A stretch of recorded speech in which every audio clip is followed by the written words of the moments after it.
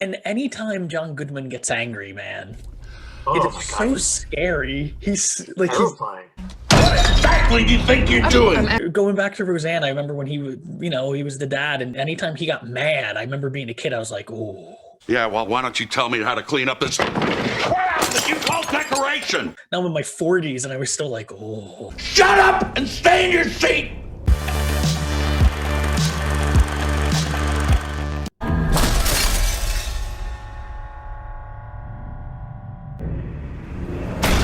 No! No, no! No! Don't open that door! You're going to get all the kills! It's showtime.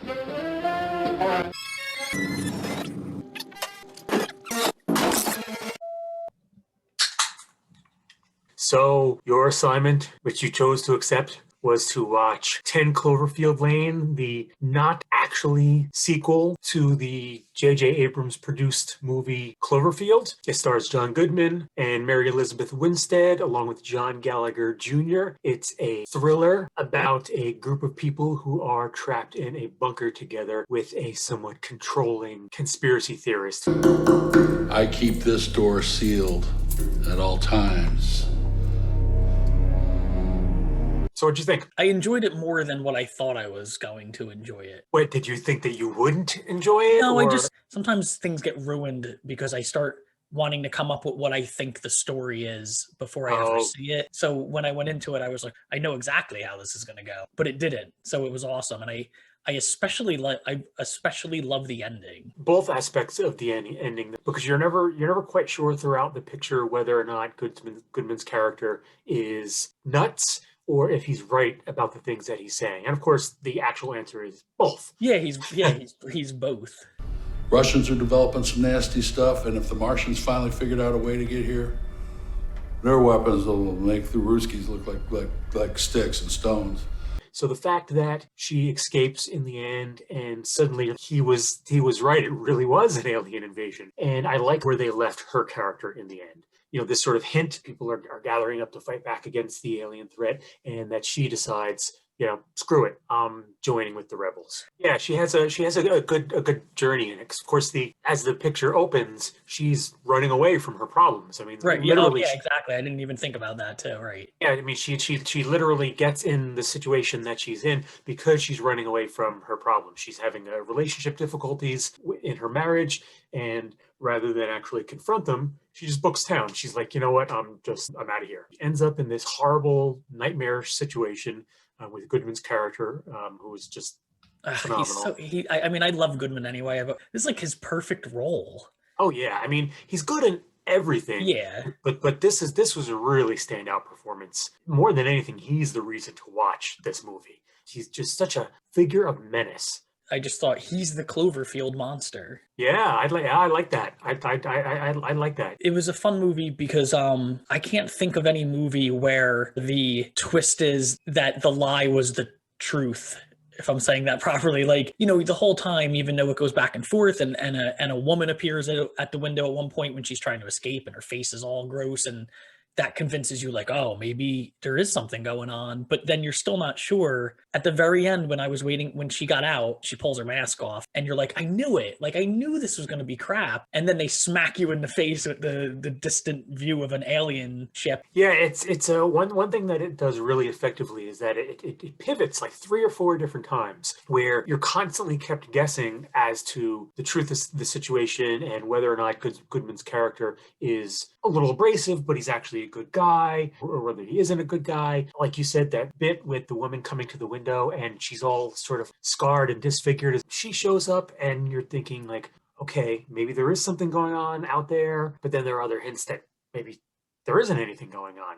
I want to come inside. She looks hurt. She wants me to let her in. Do not let her in! Look at her face, Michelle! No. You start to get, the bits with Goodman lying about his daughter. It casts this oppressive air over everything because you realize this guy's, even more nuts than we thought. And even that had a twist. You find out that that wasn't his daughter. He basically kidnapped a local girl. But then they play with the fact that you think that maybe he's some creepy pedophile kind of like doing terrible things to her. But then you also, towards the end, I was like, oh, he wasn't. He just took her like it was like his daughter. Like he wanted a daughter. Those are Megan's. She never went anywhere without 2 or 3 of those things. Who's Megan? Megan's not with us anymore. Yeah, because near the end he starts doing that with Winstead's character. There's that bit when they're playing. When they're playing that game, and he can't call her a woman, which I thought was really great. Ooh, Michelle is a girl. no. She's older. See, so she is a Little princess. and anytime John Goodman gets angry, man, Oh it's my God, so scary. He's like terrifying.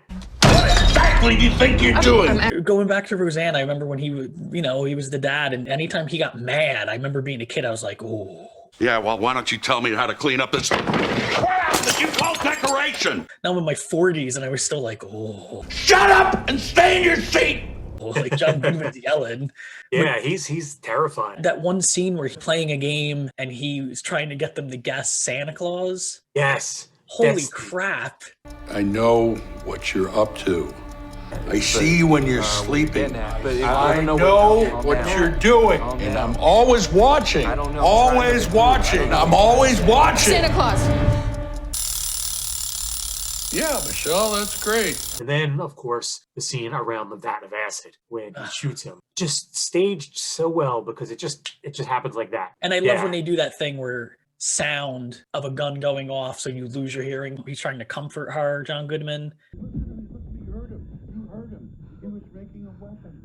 He was gonna hurt us.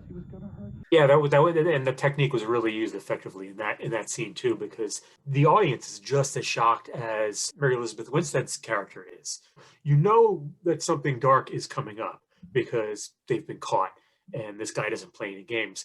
But that was pretty unexpected. I like that it was open-ended. After I watched it, I went online and was reading, and a lot of people's complaints were that there was a lot of open-ended story, plots, little stories that just never were completely explained to you. But I have no problem with that at all. Like, I think it's perfect the way it is. I agree with you. I like when a movie allows you as the viewer to kind of asks you to put pieces together rather than just laying everything out for you and giving you sort of every answer and every bit of detail. You're You're just sort of showing up at a certain point in this person's story and you're leaving at a certain point. I don't know. I think if they tied every loose end up on this, it wouldn't have been as good.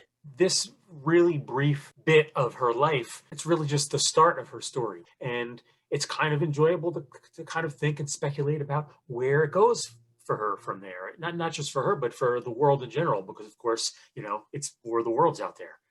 Yeah, it kind of felt like it was sort of an origin story for her character. I think there's a lot to be said for movies that give you, and stories in general, that give you a sense of the idea that the story goes on. There's still more story to tell, and we're not necessarily going to tell it, but it's there. Clearly, this is continuing. I never knew what was really going on until the very end, until she looks over the cornfield and sees the ship. I really honestly didn't know, which I mean, obviously what they were trying to do. They did a good job at not allowing me, at least, to be able to guess what was going on.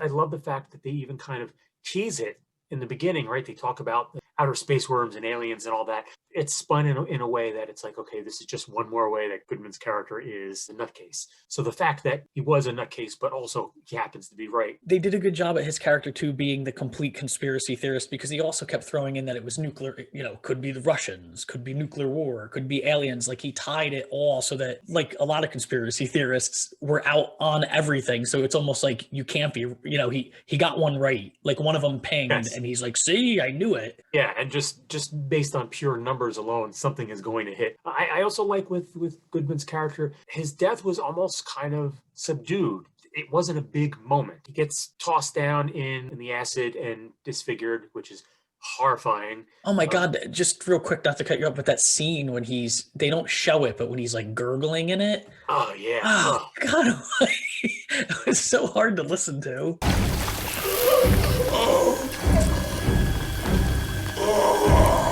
And yeah, then there's like the one last little bit where he's sort of like reaching for her and all that, but there's not the big sort of hero moment where she kills him. They just decided, no, we're not gonna do that hero moment. He just ends up probably suffocating to death due to the fire that's there in the bunker, or blowing up when the bunker blows up.